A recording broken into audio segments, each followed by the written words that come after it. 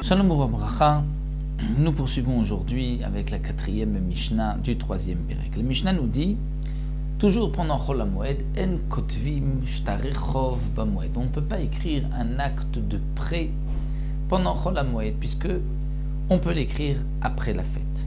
Ve'imeno ma'amino. Mais si quelqu'un doit emprunter de l'argent, et celui qui lui prête l'argent ne veut pas lui donner l'argent sans avoir reçu auparavant un acte comme quoi un shtar c'est marqué qu'il a emprunté de l'argent, dans ce cas-là ce sera permis.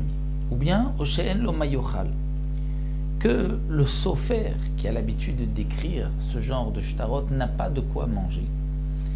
Et donc c'est son seul moyen de gagner sa vie aujourd'hui pour avoir de quoi manger. Donc là dans ce cas-là, Arez et Yirtov, on pourra écrire parce que cet homme-là a besoin de manger et travailler, recevoir de l'argent pour quelqu'un qui n'a pas quoi de manger, c'est permis pendant Chol HaMoed. Deuxième dit, En kotvim sfarim tfilin ou mezuzot b'moed. On ne pourra pas à Chol HaMoed écrire un Sefer Torah ou même des tefilin, même des mezuzot pendant Chol HaMoed.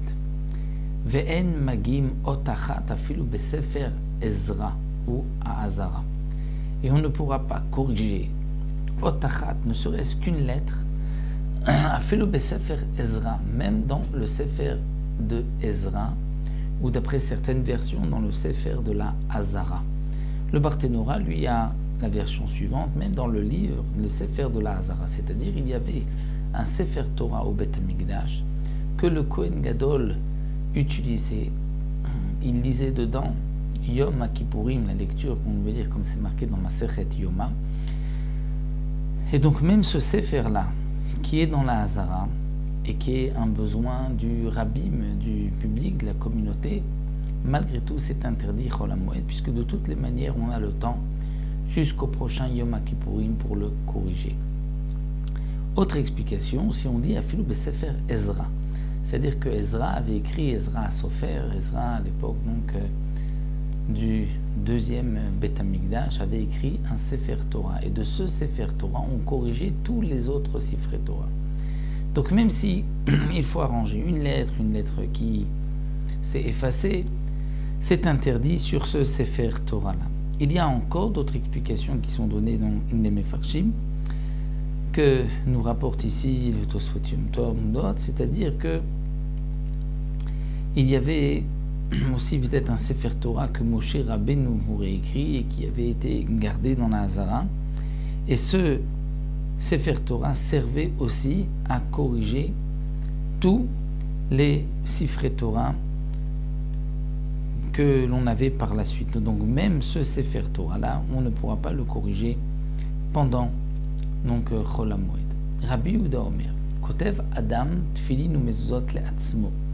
Rabbi Yehuda nous dit, un homme a le droit, s'il a besoin, lui, d'écrire des tefilin pour lui-même ou des mezuzot, il pourra écrire pour lui-même, mais pas pour du commerce, pas pour les vendre.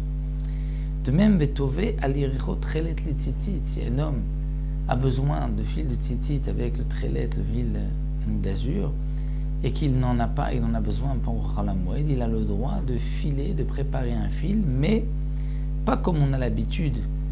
Généralement, c'est de prendre avec les deux mains et de filer, mais aliricho, c'est de passer sur sa cuisse et avec l'autre main frotter et d'en faire un fil. Ça c'est permis, mais on ne pourra pas faire comme une habitude de semaine. Donc ici,